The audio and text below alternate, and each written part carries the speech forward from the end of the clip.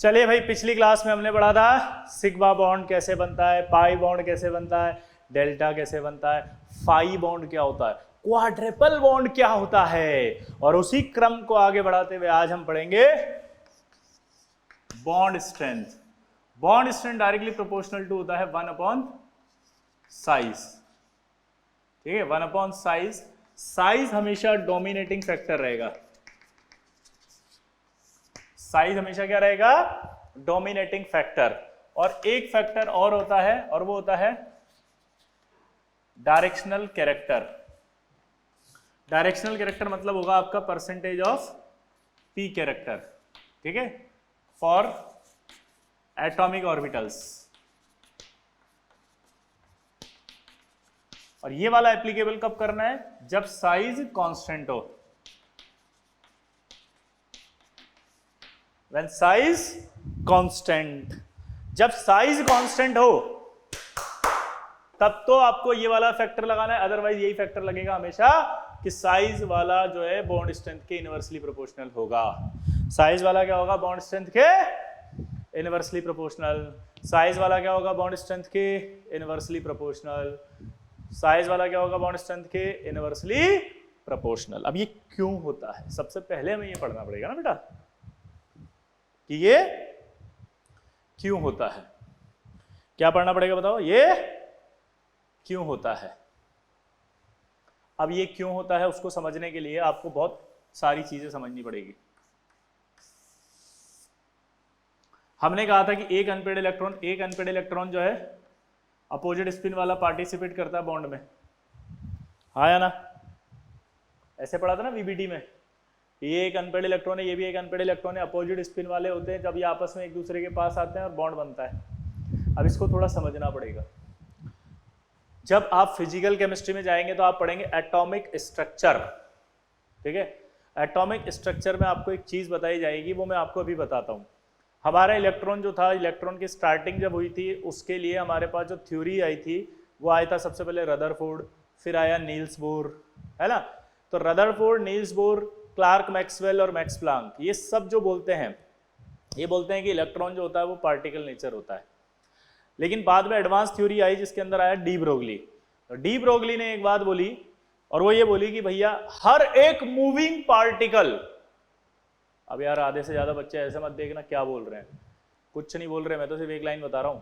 De Broglie ने बोला कि हर एक मूविंग पार्टिकल ड्यूल नेचर रखता है। ड्यूल नेचर का मतलब है पार्टिकल नेचर भी रखेगा और वेव नेचर भी रखेगा, और वो डिपेंड करता है मास पे। और उसने एक फॉर्मूला भी दिया था, और वो फॉर्मूला था ये, लैम्डा बराबर H/mb। तो अगर आप देखो मास बढ़ेगा तो लैम्डा घटेगा। लैम्डा का मतलब होता है वेव नेचर, और ये मास। तो इलेक्ट्रॉन का मास बहुत कम है। इलेक्ट्रॉन का मास अगर कम है तो उसकी वेव नेचर बहुत ज्यादा है, और अगर वेव नेचर ज्यादा है तो इलेक्ट्रॉन वेव की तरह बिहेव करेगा। और वेव जो है वो एक जगह थोड़ी रहती है, वो तो मूवेबल है, घूमती रहेगी। तो यहां पर जब हम ये एक बनाते हैं, इसको आज के बाद हम ऐसे प्रोबेबिलिटी बनाएंगे। ये इलेक्ट्रॉन एक्चुअली में इलेक्ट्रॉन प्रोबेबिलिटी होती है। आपने कभी अगर एनसीईआरटी में देखा हो तो आपको बचपन में ऐसे ऐसे डायग्राम ऐसे ऐसे बनाते थे, ये 1s, फिर गैप करके आता था ये 2s, that is called probability. ये इतने सारे इलेक्ट्रॉन नहीं है, उस इलेक्ट्रॉन की प्रोबेबिलिटी है। ये एक इलेक्ट्रॉन नहीं, इस इलेक्ट्रॉन की प्रोबेबिलिटी है। यहां तक समझ में आया? अब मैंने आपको जो भी समझाया वो आपको कुछ भी समझ में आया या नहीं आया उसकी कोई आवश्यकता नहीं है। एक लाइन समझ में आ गई कि इलेक्ट्रॉन पार्टिकल नेचर जो हम पढ़ रहे थे, अब पता चल गया वो पार्टिकल नेचर नहीं होती, वो एक वेव नेचर होती है। और वेव नेचर है तो उसकी प्रोबेबिलिटी होती है। क्या होती है? प्रोबेबिलिटी, यानी कि वो कहां कहां पाया जाएगा। तो अगर ये s ऑर्बिटल है तो इसमें हर जगह पाया जाएगा, इसमें भी हर जगह पाया जाएगा, है ना। और जब ये आपस में एक दूसरे के पास आएंगे तो ये प्रोबेबिलिटी ऐसे आएगी,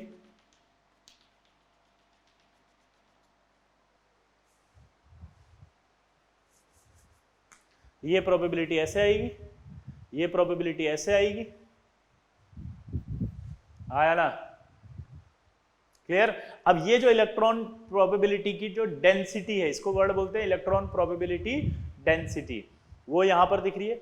ये इलेक्ट्रॉन की प्रोबेबिलिटी आपस में एक दूसरे को रिपल करेगी, क्योंकि इलेक्ट्रॉन तो आपस में रिपल करते हैं एक दूसरे को, लेकिन ये न्यूक्लियस इसको अट्रैक्ट कर रहा है, ये न्यूक्लियस इसको अट्रैक्ट कर रहा है, ये न्यूक्लियस इसको अट्रैक्ट कर रहा है, ये न्यूक्लियस इसको अट्रैक्ट कर रहा है।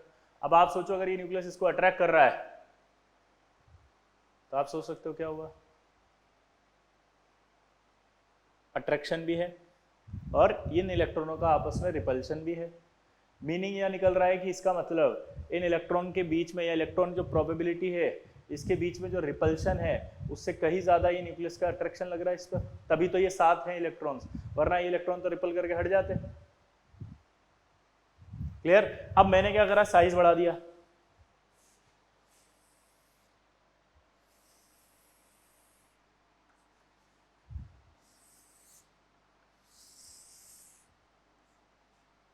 जब मैंने ऑर्बिटल का साइज बढ़ाया तब क्या हुआ जरा देखना। वीबीटी के हिसाब से बॉन्ड बनाने तो अब भी एक ही इलेक्ट्रॉन आएगा, यहां भी एक ही इलेक्ट्रॉन आएगा, इलेक्ट्रॉन तो एक ही आएगा और वो इलेक्ट्रॉन की होगी प्रोबेबिलिटी। लेकिन अब साइज बढ़ गया तो प्रोबेबिलिटी की डेंसिटी कम हो जाएगी, क्योंकि पहले इतने से एरिया को कवर करना था उसको, अब इतने को कवर करना है तो प्रोबेबिलिटी क्या हो जाएगी, कम, डेंसिटी कम हो जाएगी, नहीं हो जाएगी। ऐसे साइज बढ़ने पर एक ही इलेक्ट्रॉन इतनी सी जगह अगर आपके पाया जा रहा है और इतना बड़ा साइज कर दो और एक इलेक्ट्रॉन हो तो फिर वो पूरे को कवर करेगा, तो प्रोबेबिलिटी की जो डेंसिटी है वो कम हो जाती है। साइज बढ़ने पर डेंसिटी कम हो जाएगी, तो ये इलेक्ट्रॉन डेंसिटी यहां पर देखो कम हो गई। अब ये दोनों जब आपस में मिलेंगे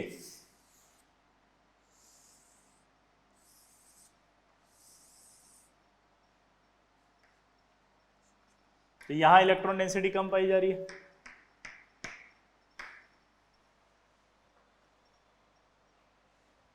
यहां इलेक्ट्रॉन डेंसिटी क्या पाई जा रही है, देखो कम पाई जा रही है। यहां डेंसिटी क्या पाई जा रही है बताओ, कम।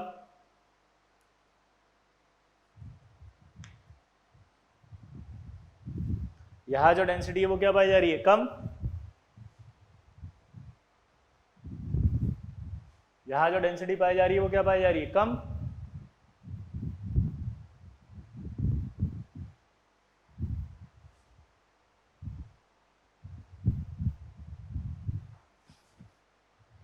क्या पाई जा रही है, कम। इलेक्ट्रॉन की प्रोबेबिलिटी अगर यहां कम पाई जा रही है, इलेक्ट्रॉन की प्रोबेबिलिटी अगर यहां पर कम पाई जा रही है तो इसका मतलब ये नहीं निकल रहा है कि इसका अट्रैक्शन यहां पर कम हो रहा है।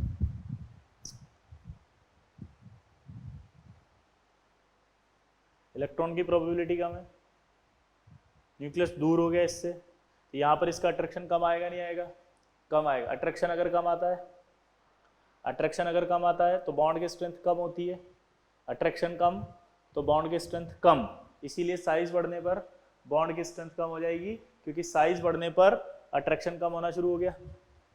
इसको मैं चाहता हूं कि आप मेरी तरह सोचो, अगर यहां पर अट्रैक्शन ज्यादा होता ना तो यहां बहुत सारी इलेक्ट्रॉन डेंसिटी होती। तो आपको इस तरह से सोचना है आज के बाद कि अगर यहां पर इसमें इलेक्ट्रॉन की प्रोबेबिलिटी ज्यादा आ रही है तो इसका मीनिंग सिंपल है कि इलेक्ट्रॉन प्रोबेबिलिटी ज्यादा इसलिए आ रही है क्योंकि अट्रैक्शन बहुत ज्यादा है। तो यानी यहां जितनी इलेक्ट्रॉन प्रोबेबिलिटी होगी उतना ज्यादा कोवेलेंट बॉन्ड होगा, उतना ज्यादा स्ट्रॉन्ग बॉन्ड होगा, उतना ज्यादा स्ट्रेंथ होगा। इलेक्ट्रॉन प्रोबेबिलिटी से देखना है यहां पे। आप क्या करते हैं, अब आपको डाउट कहां से आएंगे देखना, सर आपने कहा था ओवरलैपिंग एरिया ज्यादा होगा तो ज्यादा होगा बॉन्ड स्ट्रेंथ। मैंने कहा हाँ, तो सर इसका ओवरलैपिंग एरिया कम आ रहा है, इसका तो ज्यादा दिख रहा है।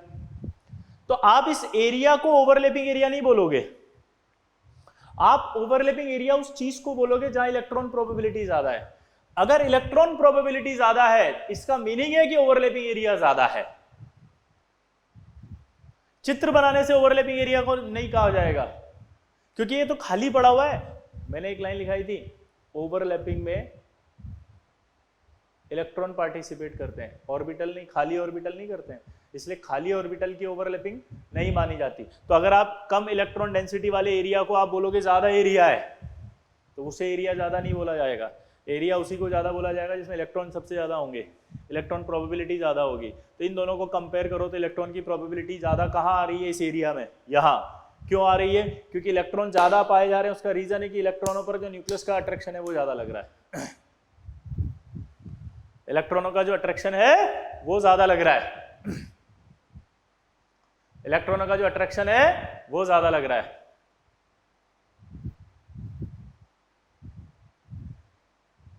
इलेक्ट्रॉनों का जो अट्रैक्शन है वो ज्यादा लग रहा है। क्लियर? तो आपको अभी सेकंड वाला नहीं समझाया मैंने, फर्स्ट वाला समझ में आया कि नहीं आया ये बताओ। सेकंड वाला छोड़ो, अब मैं इसको दोबारा बोल रहा हूं, ध्यान से सुनना। हमसे पूछा जा रहा है कि बॉन्ड स्ट्रेंथ बताओ आप, डायरेक्टली प्रोपोर्शनल टू होती है 1 साइज। बॉन्ड स्ट्रेंथ क्या होती है? Directly proportional to 1 size. Size हमेशा डोमिनेटिंग फैक्टर मानना है आपको। क्या बोला जल्दी बताओ?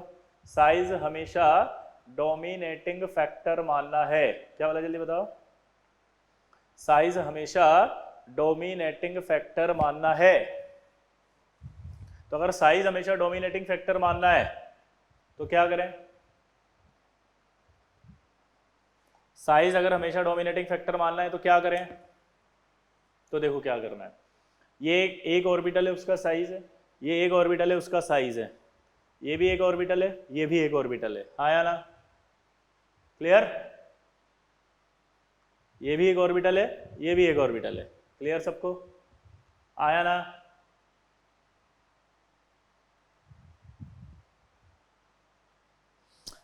ओवरलैपिंग में सिर्फ एक इलेक्ट्रॉन पार्टिसिपेट करता है। आया ना? सिर्फ एक इलेक्ट्रॉन पार्टिसिपेट करेगा। तो जब अब मैंने बताया था कि जो एक इलेक्ट्रॉन होता है वो इलेक्ट्रॉन नहीं होकर के वो प्रोबेबिलिटी होती है इलेक्ट्रॉन की, और वो एस ऑर्बिटल में प्रोबेबिलिटी हर जगह पाई जा रही है। तीनों जगह, मतलब पूरी जगह पाया जाता है। एस ऑर्बिटल में इलेक्ट्रॉन की प्रोबेबिलिटी पूरी जगह पाई जा रही है। साइज छोटा है तो उसकी डेंसिटी थोड़ी ज्यादा आ रही है, साइज बढ़ा दिया तो डेंसिटी कम हो गई। अब जब ये दोनों मिले तो ये दोनों मिलने पर यहाँ प्रोबेबिलिटी इतनी आएगी, उस पर न्यूक्लियस का अट्रैक्शन लग रहा होगा, यहाँ प्रोबेबिलिटी कम हो गई। इलेक्ट्रॉन प्रोबेबिलिटी कम होने का मतलब यहाँ इलेक्ट्रॉन कम है, तो कोवेलेंट बॉन्ड की जो एरिया है उसमें कोवेलेंट बॉन्ड वाले इलेक्ट्रॉन्स की प्रोबेबिलिटी कम है, तो वो कोवेलेंट बॉन्ड तो वीक होगा ना, जहाँ कोवेलेंट बॉन्ड इलेक्ट्रॉन्स की प्रोबेबिलिटी कम होगी। दूसरा रीजन एक और दे सकते हो, न्यूक्लियस की दूरी बढ़ गई इससे, तो अट्रैक्शन भी तो कम हो गया यहाँ पे। अगर यहाँ अट्रैक्शन कम हो गया, ये देखो ना, डिस्टेंस बढ़ गई तो अट्रैक्शन क्या हो गया? कम। अट्रैक्शन कम होगा तो बॉन्ड स्ट्रेंथ क्या होगी? कम। अब आपसे सवाल कैसे कैसे पूछेगा देखना जरा। पहला सवाल,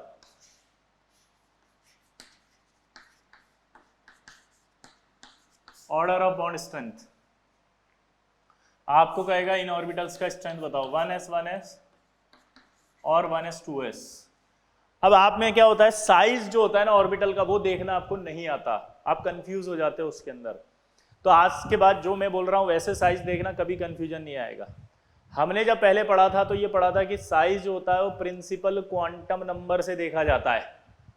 हमने जो पढ़ा था वो क्या पढ़ा था कि जो साइज है वो प्रिंसिपल क्वांटम नंबर से देखा जाता है, और ये प्रिंसिपल क्वांटम नंबर यहाँ होती है, ये और ये प्रिंसिपल क्वांटम नंबर है, ये और ये। तो अगर ये प्रिंसिपल क्वांटम नंबर है तो आप सोच सकते हो कि प्रिंसिपल क्वांटम नंबर किसकी ज्यादा है? इसकी। तो यानी ये ऑर्बिटल जो है उसका साइज बड़ा है। अगर साइज बड़ा होगा तो बॉन्ड की स्ट्रेंथ क्या होगी? कम। अगर साइज बड़ा होगा तो बॉन्ड की स्ट्रेंथ क्या होगी? कम। तो इन दोनों में से बॉन्ड की स्ट्रेंथ किसकी कम आएगी? इनकी। तो स्ट्रेंथ किसकी ज्यादा होगी? इसकी। अगर मैं यहां लिख देता 2s 2s और 3s 2s 3s, अब बताओ कौन ज्यादा है? ये और ये साइज बढ़ गया, ये ज्यादा है। अब चेंज कर दिया उसने कहा ये 2s 2s और 3p 3p। अब फंस गए। अब आप 2s 2s और 3p 3p, अब क्या करें? क्योंकि सर अब तो p का साइज s के साइज से हम कैसे चेक करें? तो आपको एक बात बताता हूं, p का कोई साइज नहीं, s का कोई साइज नहीं, साइज प्रिंसिपल क्वांटम नंबर से देखते हैं। इसके आगे क्या लिखा है? 3, तो यानी कि इसका साइज बड़ा है। 3p ऑर्बिटल का साइज इस 2s ऑर्बिटल से बड़ा आएगा, तो इसका मतलब साइज यहां पर बड़ा आ गया। साइज अगर बड़ा आ गया तो क्या होगा? इसकी स्ट्रेंथ ज्यादा। लेकिन अब चेंज कर दिया उसने उल्टा कर दिया 3s और 2p अब कैसे करें चलो बताओ। यहां देखो ये 3 है, ये 2p है, साइज छोटा उसका है, साइज छोटा इसका आएगा तो ये ज्यादा होगा। साइज प्रिंसिपल क्वांटम नंबर से देखना है, आप p को मत बनाना, यूं p बना के देख रहे हो ये बड़ा है ये छोटा है s गोला है, इसके नंबर से चेक करना है। क्लियर? तो ये वाला जो फॉर्मूला था ये मैंने समझा दिया कि साइज बढ़ने पर अट्रैक्शन कम हो जाता है, यहां पर प्रोबेबिलिटी कम हो जाती है, जिसकी वजह से बॉन्ड स्ट्रेंथ घट जाती है। अब वो जो दूसरा फॉर्मूला था वो क्या था, वो क्या जरूरत है उसकी, वो जरूरत है, अब सवाल देगा आपको 1s 2s और 1s 2p। अब देखो अब फंस गए, अब कैसे, ये 1 है ये 2 है, ये 1 है और ये 2 है, दोबारा बोलो, ये 1 है ये 2 है, ये 1 है और ये 2 है। अब क्या करें, ये 1 है ये 2 है, ये 1 है ये 2 है,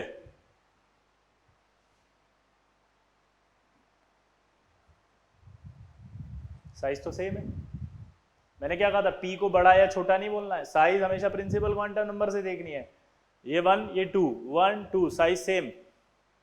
अब अगर इनका साइज सेम है तो अब क्या करें, तब मैंने क्या कहा था, दूसरा फॉर्मूला आएगा। साइज अगर सेम है तो मैंने कहा था bond strength directly proportional to होता था डायरेक्शनल कैरेक्टर, और डायरेक्शनल कैरेक्टर मतलब होता था परसेंटेज p कैरेक्टर, और ये कब लगाना था, व्हेन साइज कांस्टेंट। ये कब लगाना था बताओ, व्हेन साइज कांस्टेंट। ये कब लगाना था जल्दी बताओ, साइज कांस्टेंट।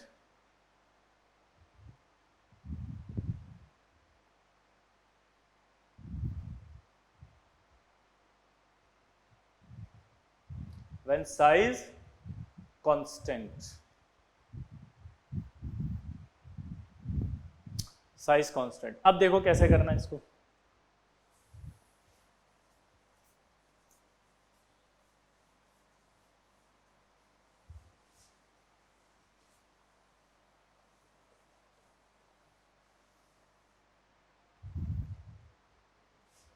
अब इसको ऐसे देखते हैं, जैसे आपने कहा यार ये s ऑर्बिटल है तो मैंने s बनाया पहले, s के अंदर आपको पता है प्रोबेबिलिटी है तीनों एक्सिस पर इक्वल आएगी, तो एक एक्सिस पर इसकी प्रोबेबिलिटी कितनी आएगी 1/3। दूसरा s लिया मैंने, s में प्रोबेबिलिटी हर जगह इक्वल होती है तीनों एक्सिस पे, तो एक एक्सिस पर कितनी आई 1/3। यहाँ लिया मैंने वापस s, तो ये s पर प्रोबेबिलिटी कितनी आई 1/3, और ये आपने p लिया,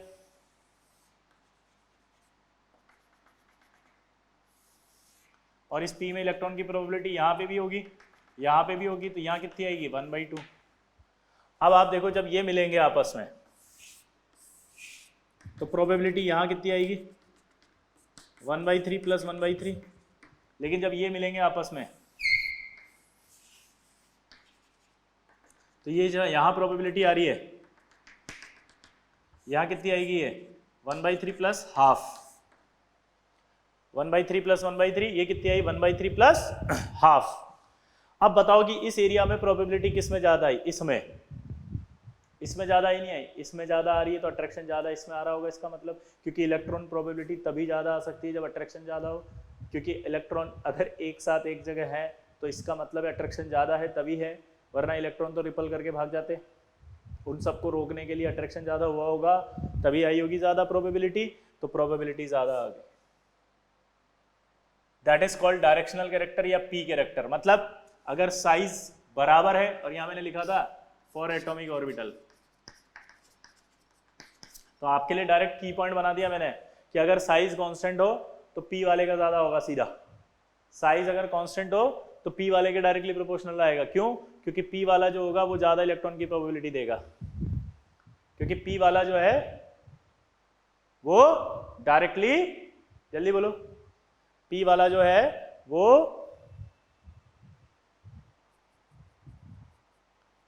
वो डायरेक्ट ज्यादा इलेक्ट्रॉन की प्रोबेबिलिटी देगा।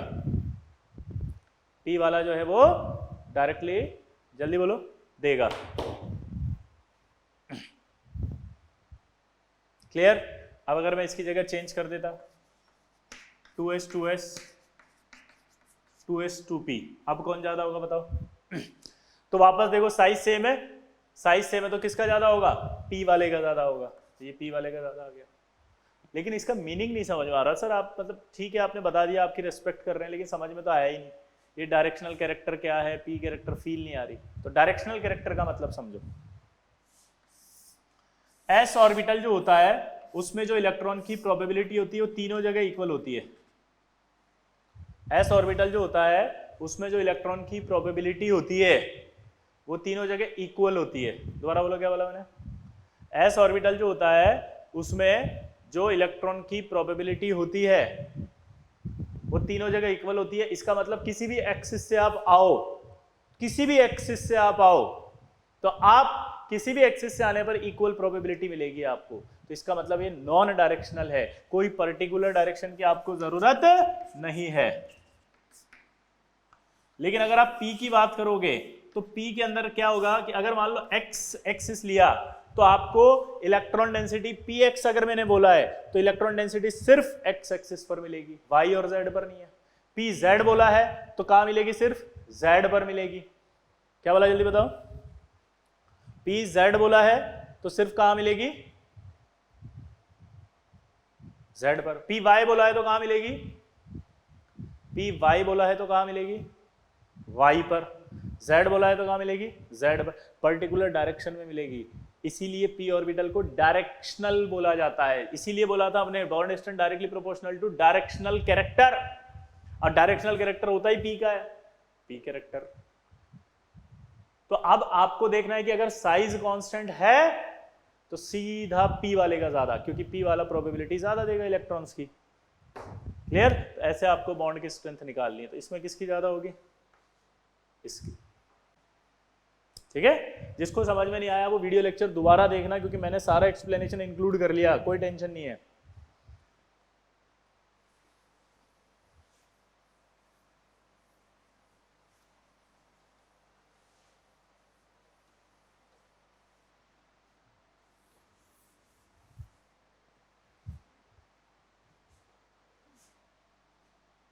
अब एक सवाल आपको दे रहा है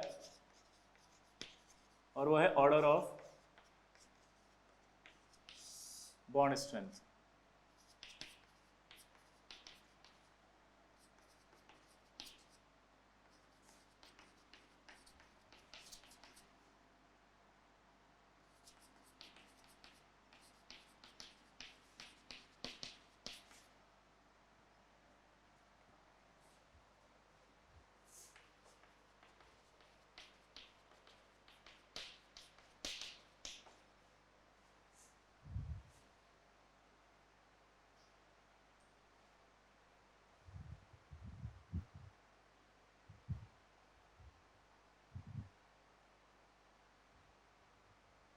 आपको ये सारे ऑर्बिटल्स की बॉन्ड स्ट्रेंथ इंक्रीजिंग ऑर्डर में जमाना है या डिक्रीजिंग ऑर्डर में जमाना है। सबसे ज्यादा जिसकी स्ट्रेंथ होगी पहले वो लिखो, डिक्रीजिंग ऑर्डर में जमाओ। चलो ट्राई करो फटाफट। चलो पद्माक्ष ट्राई करो, गलत नहीं होना चाहिए पद्माक्ष, ठीक है?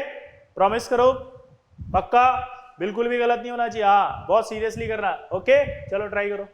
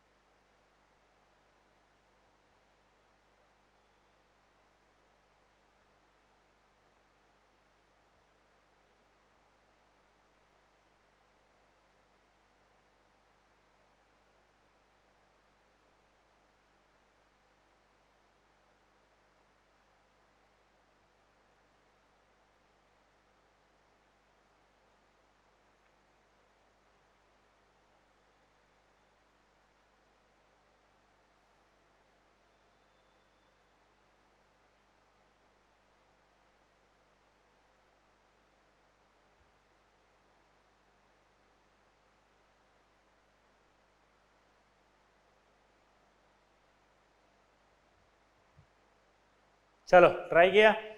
अब देखते हैं, जरा देखना ध्यान से।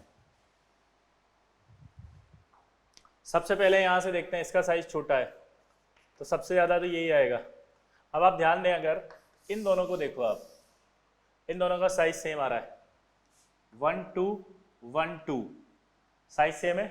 जब साइज सेम होता है तो किससे देखते हैं, डायरेक्शनल कैरेक्टर। डायरेक्शनल कैरेक्टर का मतलब क्या होता है, पी कैरेक्टर। तो ये आएगा 1s 2p और ये आएगा 1s 2s। क्लियर। अब इधर आओ, अगर आप इनको देखो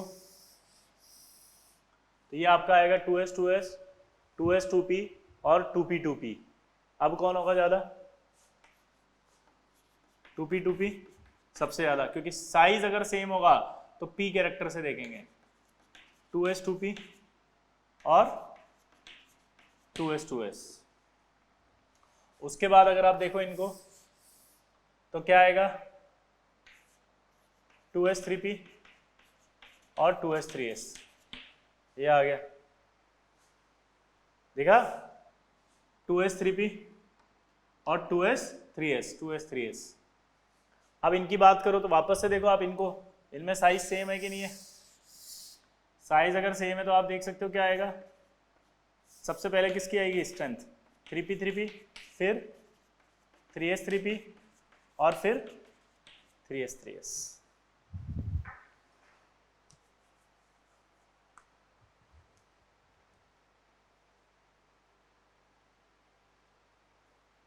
क्लियर। ये आपकी बॉन्ड स्ट्रेंथ हो गई। ये क्या हो गई, बॉन्ड स्ट्रेंथ। इस तरह से आपको ऑर्बिटल की बॉन्ड स्ट्रेंथ निकालनी है अगर कोई ऑर्बिटल आकर के बॉन्ड बनाता है तो। ठीक है,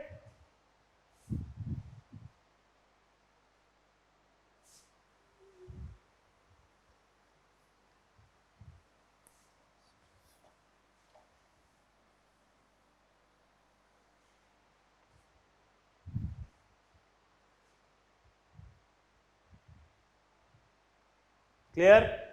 अब आपको कह रहा है पाई ऑर्बिटल्स की, यानी आपसे बोला है बॉन्ड स्ट्रेंथ पाई वालों की बताओ, जैसे 2p पाई 2p पाई 2p पाई 3p पाई और 3p पाई 3p पाई। ठीक है, अब इसको देखते हैं अपन, जैसे 2p पाई 2p पाई लिया तो अपन ने कहा यार ये 2p पाई में ये p ऑर्बिटल होगा, ये p ऑर्बिटल होगा, इतनी डिस्टेंस है। लेकिन जब आप 2p और 3p लेंगे तो डिस्टेंस थोड़ी बढ़ जाएगी, ये आपका वही 2p होगा लेकिन ये आपका 3p होगा, डिस्टेंस बढ़ गई। जब आप ये लोगे तो और डिस्टेंस बढ़ जाएगी, 3p 3p।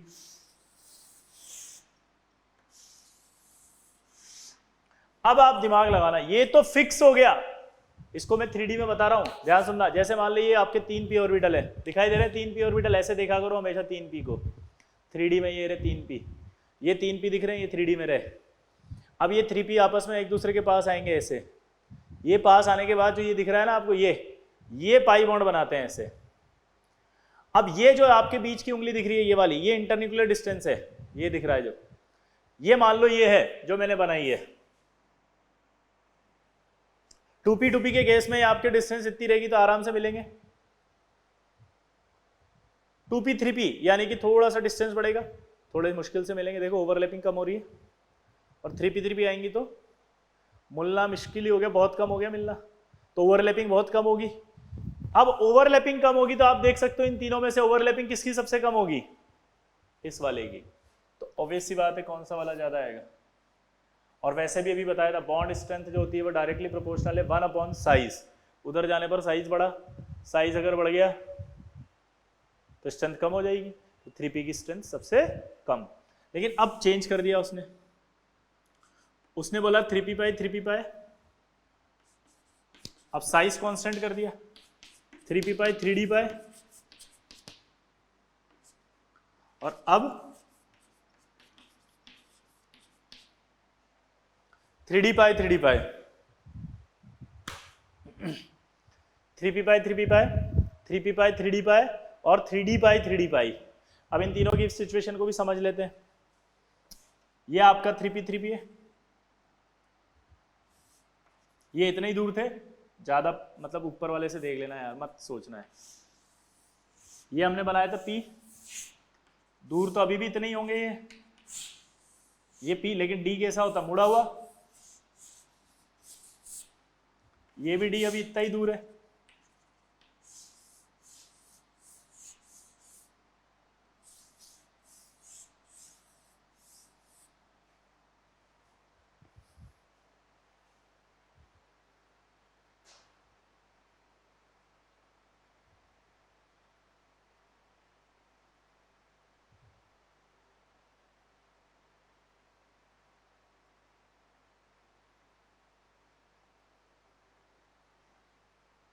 आप सोच के देखो, जब ये आपस में मिलेंगे तो ओवरलैपिंग एरिया आएगा, ये और ये आपस में मिलेंगे तो ओवरलैपिंग एरिया आएगा, ये और ये आपस में मिलेंगे तो ओवरलैपिंग एरिया आएगा। जरा फील करते हैं, 3p जब मिल रहे होंगे तो ऐसे ही होंगे ये तो, और ये ऐसे आगे मिलेंगे, ये मिल रहे पास आने पे, डी ऑलरेडी मुड़ा हुआ है तो जब वो मिलेगा तो ओवरलैपिंग एरिया थोड़ा ज्यादा होगा, और दोनों डी है अगर तो पहले से ही मुड़े हुए हैं तो जब वो पास आके मिलेंगे तो ओवरलैपिंग एरिया सबसे ज्यादा आएगा। किसमें, डी वाले में।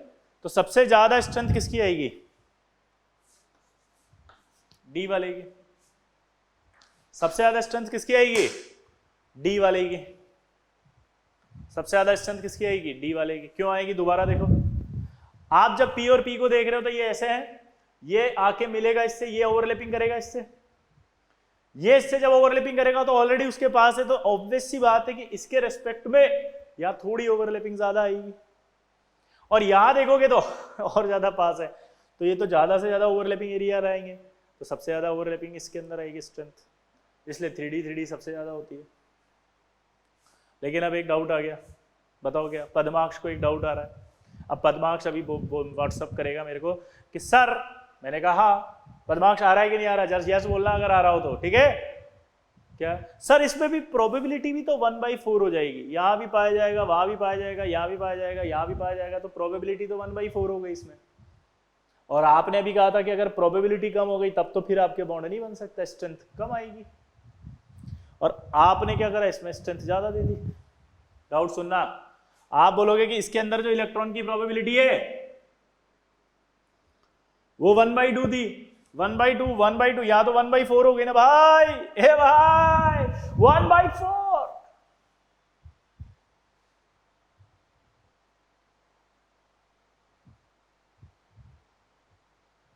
तो सर 1/4 हो गई तो फिर कैसे स्ट्रेंथ आ सकती है? ये कौन सी थ्योरी है जो आप हमें पढ़ा रहे हो, क्यों इस ओवरलैपिंग के नाम पे हमें बुड़बक बना रहे हो? यशु, समझ में आ रहा है बेटा? यशु अग्रवाल, अभी डाउट आया नहीं आया आपको? आया था ना? पावनी, आपको डाउट आया नहीं आया बेटा? आया था ना? पक्का कि सर आपने यहाँ एक को बढ़ा दिया, 1/4 है और आप उसका ज्यादा कैसे बोल रहे हो? हाथ खड़ा करो, किस किस को आया था, मैं देख रहा हूं यहां से। ओह माय गॉड, इतने बच्चों को आया था, वेरी गुड।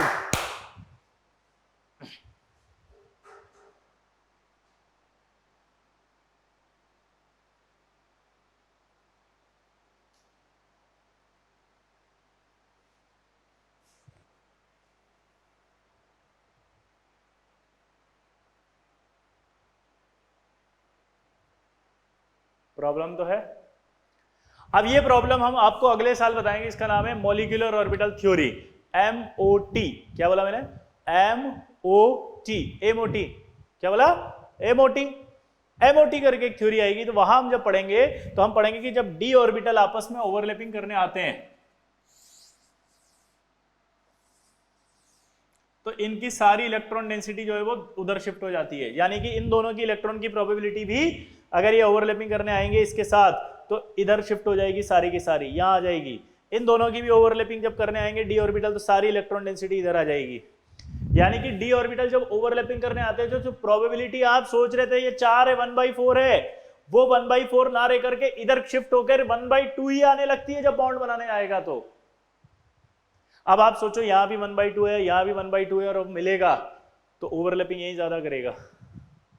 ओवरलैपिंग अगर यहां ज्यादा करेगा तो स्ट्रेंथ यहीं ज्यादा आएगी। ओवरलैपिंग यहां ज्यादा करेगा तो स्ट्रेंथ यहीं पर ज्यादा आएगी। ये चीज आपको बस अभी ध्यान रखनी पड़ेगी, क्योंकि ये मैं अगले साल बता पाऊंगा मॉलिक्यूलर ऑर्बिटल थ्योरी में। अभी आपको याद रखना है कि डी ऑर्बिटल जब ओवरलैपिंग करने आता है तो उस कंडीशन में उसकी इलेक्ट्रॉन की प्रोबेबिलिटी इस तरफ शिफ्ट हो जाती है जिस तरफ वो बॉन्ड बनाना जा रहा है। तो इसलिए इधर की प्रोबेबिलिटी भी इधर आ जाएगी, तो 1/2 हो जाएगा। अब तो डी वाला ही पाया जाएगा। अगर आप इन सबको देखें ध्यान से, तो आप इन सारी पाई बॉन्ड की ओवरलैपिंग को चेक करें तो सबसे वीक पाई बॉन्ड आपको दिखाई दे रहा है, कौन सा होगा? सोचो। इन सारी पाई बॉन्ड्स को देखने के बाद आपको सबसे बोलो वीक पाई बॉन्ड कौन सा दिखाई दे रहा है? बताओ सबसे वीक पाई बॉन्ड कौन सा दिखाई दे रहा है? इधर देखो, आप इनमें भी जाएंगे तो सबसे वीक ये है, इधर देखो इनमें भी जाएंगे तो सबसे वीक ये है। तो 3p पाई सबसे वीक पाई बॉन्ड है। दोबारा बोलो, क्या बोला मैंने?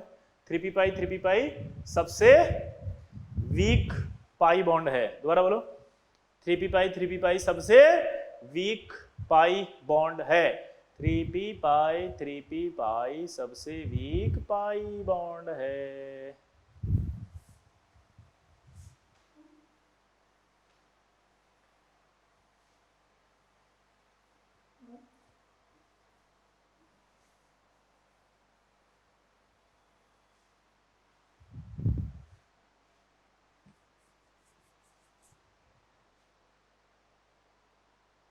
क्लियर? अब एक सवाल आपसे पूछा है कि अकॉर्डिंग टू वीबीटी, ध्यान देना सवाल को, इंपॉर्टेंट सवाल है। अगर हम वीबीटी की बात करें तो वीबीटी ये कहता है कि जितने अनपेयर्ड इलेक्ट्रॉन होंगे उतने बॉन्ड बनेंगे। वीबीटी क्या कहता है बताओ? जितने अनपेयर्ड इलेक्ट्रॉन्स होंगे उतने बॉन्ड बनेंगे। दोबारा बोलना, जितने अनपेयर्ड इलेक्ट्रॉन्स होंगे, जितने अनपेयर्ड इलेक्ट्रॉन होंगे उतने, बोलो, बॉन्ड बनेंगे। एक अनपेयर्ड इलेक्ट्रॉन है तो एक बॉन्ड बनेगा, दो अनपेयर्ड इलेक्ट्रॉन है तो दो बॉन्ड बनेंगे, तीन अनपेयर्ड इलेक्ट्रॉन है 3 बॉन्ड बनेंगे, चार है तो 4 बनेंगे। अगर कभी अनपेयर्ड इलेक्ट्रॉन सफिशिएंट नहीं होते तो फिर इलेक्ट्रॉन एक्साइट कर लेता है। अगर अनपेयर्ड इलेक्ट्रॉन सफिशिएंट नहीं होते तो वो एक्साइट कर लेता है। जैसे हाइड्रोजन, हाइड्रोजन में इलेक्ट्रॉन एक है तो हाइड्रोजन एक बॉन्ड बना सकता है। ऑक्सीजन की बात करो, कितने अनपेयर्ड इलेक्ट्रॉन है?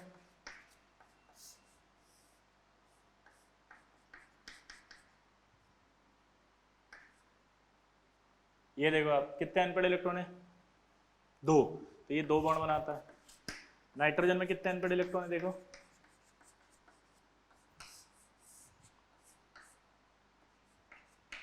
कितने अनपेयर्ड इलेक्ट्रॉन आ गए? 3।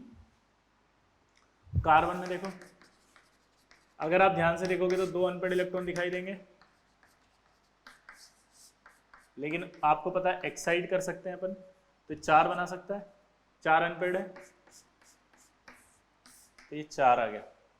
तो वीबीटी से बोलते हैं कि जितने अनपेयर्ड इलेक्ट्रॉन होते हैं उतने बॉन्ड बन सकते हैं। वीबीटी क्या बोलती है? जितने अनपेयर्ड इलेक्ट्रॉन होंगे उतने बॉन्ड बनेंगे। जितने अनपेयर्ड इलेक्ट्रॉन्स होंगे उतने बॉन्ड बनेंगे, और अगर सफिशिएंट ना हो तो एक्साइट कर लेंगे। एक अनपेयर्ड था तो एक बॉन्ड बना, 2 अनपेयर्ड थे 2 बॉन्ड बने, 3 अनपेयर्ड थे तो 3 बॉन्ड बन गए। तो यहां जब एक्साइट करा तो 4 अनपेयर्ड बन रहे हैं, 4 अनपेयर्ड बन रहे हैं तो 4 बॉन्ड बनने चाहिए। लेकिन सवाल है कि C2 4 बॉन्ड वाला डज नॉट एग्जिस्ट। ये C4 bond does not exist, इसको हम ऐसे बोलते हैं C2 सॉलिड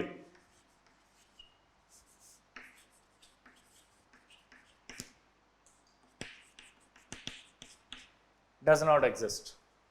क्या बोलते हैं इसको? C2 solid does not exist. अब सवाल ये नहीं है, सवाल ये है कि explain why. C2 solid does not exist, explain why.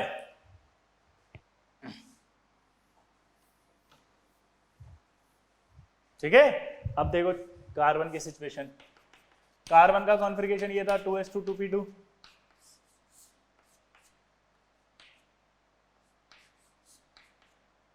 ये अपन एक कार्बन बना लेते हैं पहले।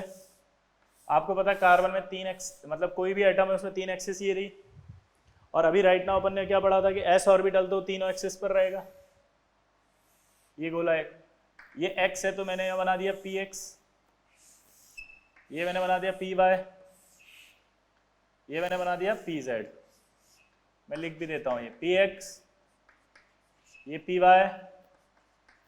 और ये PZ और ये S। क्लियर? दूसरा कार्बन लेंगे तो ये आएगा,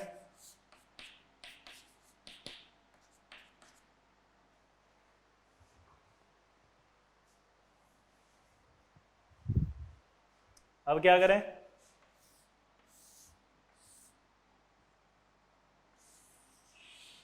ये S, ये PX PY और ये PZ।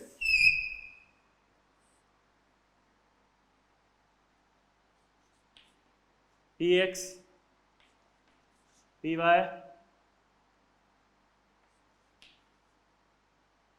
और PZ। अब आप इन दोनों ऑर्बिटल को ध्यान से देखो कि ओवरलैपिंग जब भी होगी तो सिर्फ इंटरन्यूक्लियर एक्सिस से ही आएगी। दोबारा बोलो, ओवरलैपिंग जब आएगी तो इंटरन्यूक्लियर एक्सिस से ही आएगी।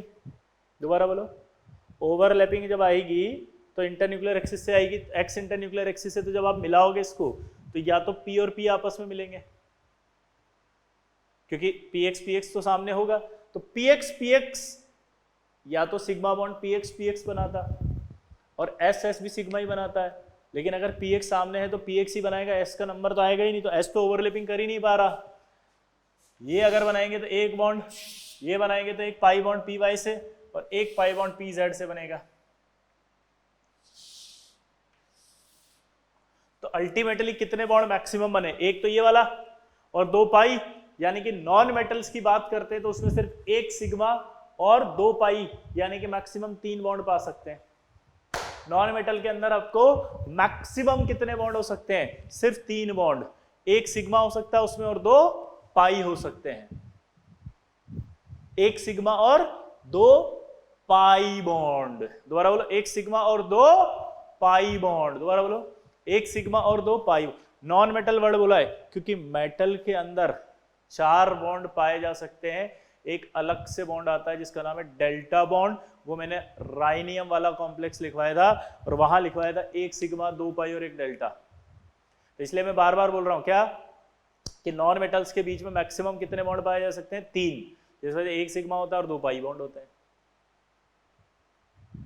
अब एक बात याद रखना, अब हमारे सिलेबस में राइनियम वाले जो कॉम्प्लेक्स है वो अभी नहीं है, इसलिए कभी कभी जनरल अगर स्टेटमेंट आ जाए कि एटम्स के बीच में मैक्सिमम 3 बॉन्ड पाए जाते हैं जिसमें एक सिग्मा होता है 2 पाई होते हैं, तो इस स्टेटमेंट को भी आपको सही टिक करना है। आप वहां पर राइनियम का एग्जाम्पल लेकर उस स्टेटमेंट को गलत नहीं करेंगे। क्यों? क्योंकि वो जो 4 बॉन्ड है वो बहुत कम कॉम्प्लेक्स में पाए जाते हैं और ये 3 बॉन्ड जो बहुतों में पाए जाते हैं।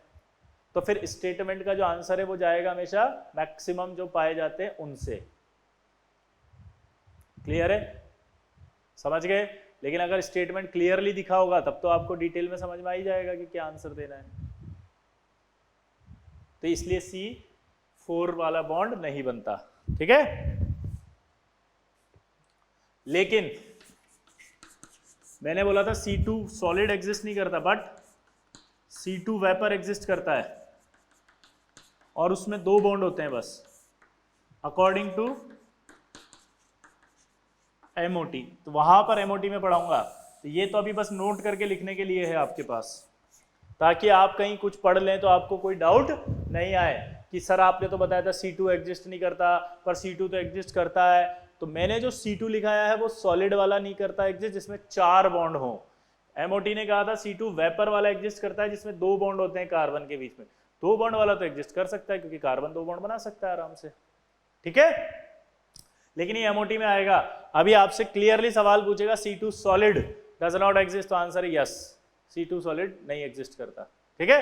कार्बन अगर सॉलिड फॉर्म में रहता है तो वो 3 फॉर्म में रहता है उसकी। पहली आपको याद हो तो डायमंड, दूसरी आपको याद हो तो ग्रेफाइट, तीसरी याद हो तो फुलरिन। किस में एग्जिस्ट करता है वो? 3 फॉर्म में, डायमंड, ग्रेफाइट और फुलरिन।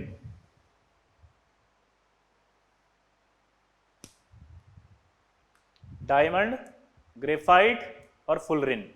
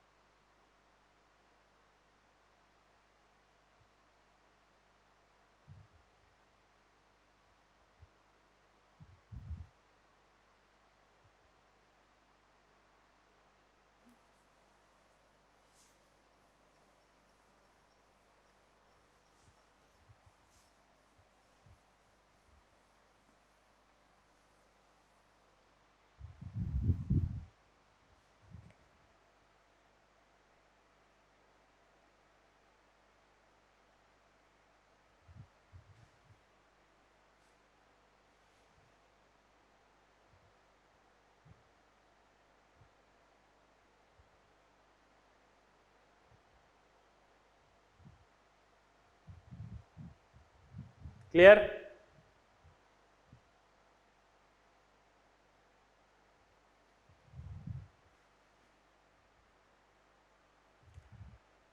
अब यानी कि अपने पास ये समझ में आ गया कि 3 बॉन्ड बन सकते हैं भाई। नाइट्रोजन 3 बॉन्ड बना रहा है, 3 बना सकता है आराम से, हाँ या ना? दोबारा बोलो, 3 बॉन्ड बन सकते हैं, हाँ या ना? 3 बॉन्ड बना रहा है, हाँ या ना?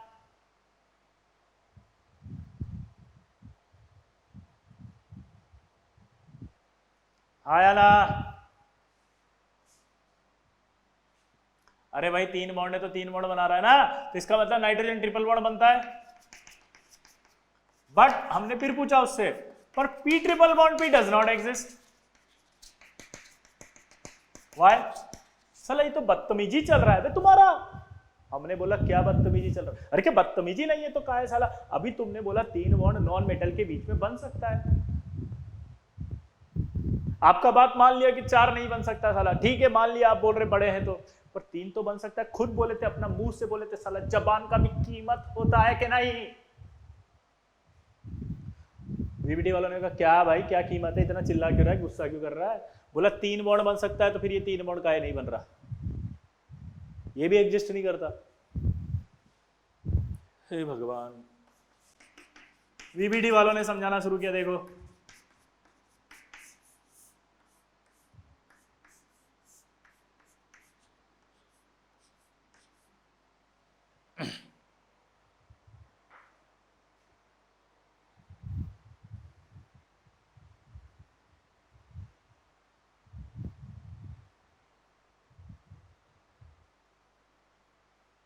ये आ गया। कितने अनपेड इलेक्ट्रॉन्स हैं? 3। अगर मैं यहां पर एक सिग्मा बनाऊंगा तो एक सिग्मा तो बन जाएगा, पाई किस ऑर्बिटल से आएगा? 3p से। नाइट्रोजन का केस लेते हैं, नाइट्रोजन के अंदर जब पाई बॉन्ड बनेगा तो 2p से बनेगा। नाइट्रोजन में जब पाई बॉन्ड बनेगा तो 2p से बनेगा। नाइट्रोजन में पाई बॉन्ड बनेगा तो 2p से बनेगा। 2p छोटा है, लेकिन जैसे ही आपने फास्फोरस लिया तो 3p आ गया। 3p में मैंने कहा था ओवरलैपिंग नॉट पॉसिबल। 3p सबसे वीक पाई बॉन्ड है, तो क्या फास्फोरस सबसे वीक पाई बॉन्ड बनाना चाहेगा? क्या फास्फोरस सबसे वीक पाई बॉन्ड बनाना चाहेगा? नहीं, फास्फोरस मना कर देता है कि इतना वीक बॉन्ड पाई बॉन्ड मुझे दे रहे हो, पागल समझा है साला मेरे को? नाइट्रोजन को तो 2p से बनवा रहे हो तुम, और मुझे जो है वो तुम क्या दे रहे हो? 3p से। हट, 3p वाला नहीं लेना मेरे को, इससे अच्छा तो मैं सिंगल बॉन्ड बना के स्टेबल हो जाऊंगा। इसलिए फास्फोरस जो है वो सिंगल बॉन्ड बना के स्टेबल होता है और p4 स्ट्रक्चर बना लेता है ऐसे।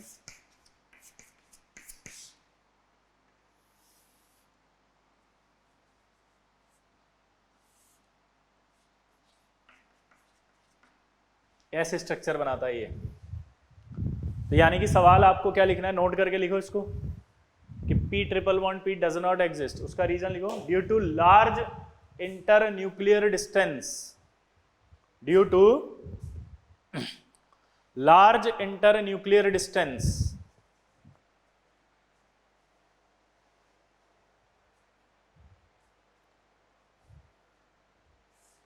Due to large internuclear distance,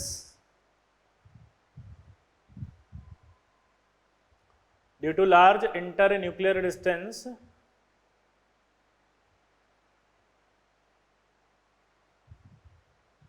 due to large internuclear distance, 3p pi sideways overlapping, 3p pi sideways overlapping, 3p pi sideways overlapping, 3p pi sideways overlapping, not possible. 3p pi sideways overlapping is not possible.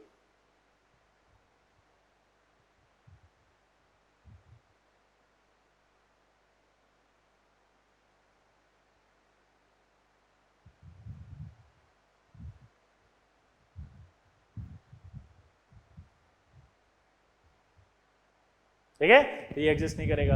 इसी तरह से ये exist नहीं कर रहा, तो सवाल same एक और है, O double bond O exist करेगा क्योंकि ये 2p से बनेगा, but S double bond S does not exist. क्यों? ये भी 3p से बनेगा। सल्फर का कॉन्फ़िगरेशन देखो,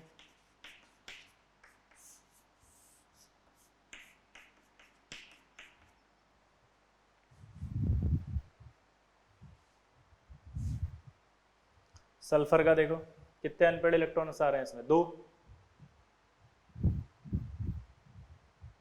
कितने अनपेड इलेक्ट्रॉन्स आ रहे हैं, 2।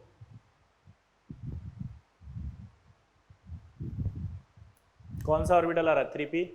एक सिग्मा बनेगा तो पाई किससे बनेगा, 3p से। तो ये भी आपको सेम लिखना पड़ेगा, due to large internuclear distance 3p pi sideways overlapping does not possible.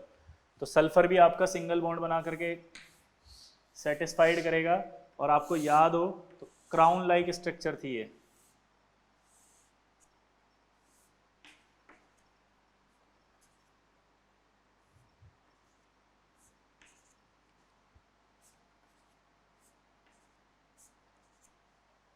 ये क्राउन लाइक स्ट्रक्चर आ गई, single bonded structure, crown like structure, single bonded structure है, क्राउन लाइक स्ट्रक्चर है।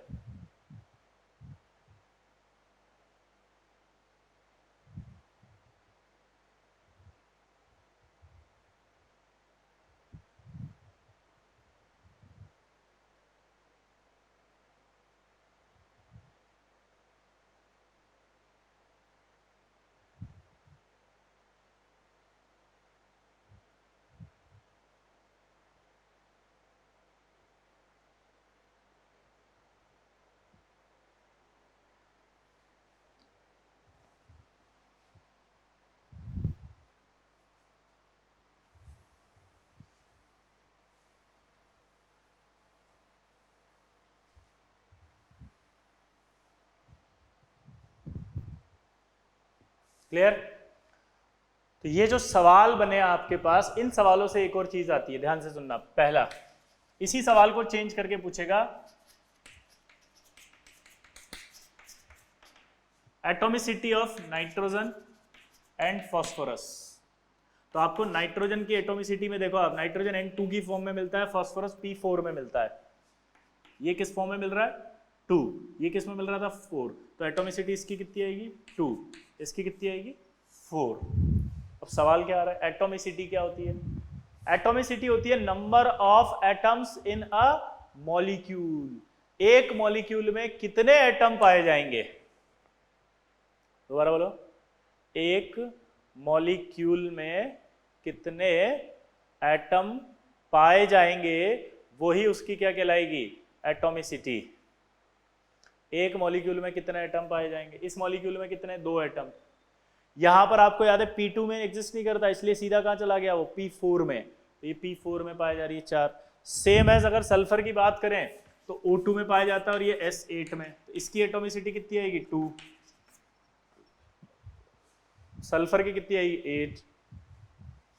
अब सवाल को घुमा के भी पूछ सकता है, नाइट्रोजन की एटॉमिसिटी 2 पाई जाती है, फास्फोरस की एटॉमिसिटी 4 पाई जाती, क्यों?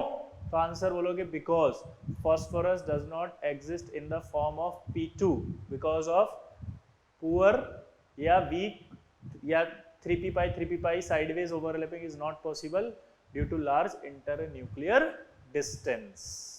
सेम रीजन बोल सकते हो आप। यहां पर भी आपको फिर से वही लिखना पड़ेगा, सॉलिड। ये सॉलिड है, ये सॉलिड है, यानी कि P2 solid, S2 solid do not exist. But फिर वही बोल रहा हूं, P2 vapour, S2 vapour exist according to MOT। ये MOT अपन बाद में पढ़ेंगे, ठीक है। ये इसलिए लिखा कि कहीं पर आपको मिल गया कि S2 मिल रहा है और आप मेरे से सर S2 मिल रहा है, मैंने गूगल पे देखा था, तो फिर उस कंडीशन में दिक्कत हो जाएगी ना। तो मैंने आपको क्लियर लिख दिया कि वो S2 अलग होता है, वेपर फॉर्म का होता है, उसकी प्रॉपर्टी अलग होती है, वो हम पढ़ेंगे किसमें, MOT। किसमें पढ़ेंगे, MOT। नोट करो इसको।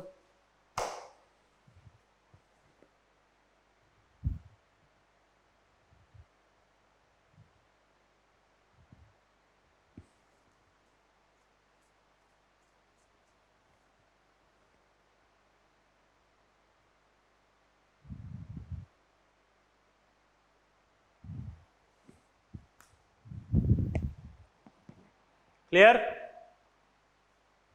चलिए तो फिर नेक्स्ट टर्न पे पढ़ेंगे बाकी सारा, ठीक है? ये आपका ओवरलैपिंग का एक पार्ट खत्म हो गया, ठीक? चलते हैं, टाटा बाय बाय।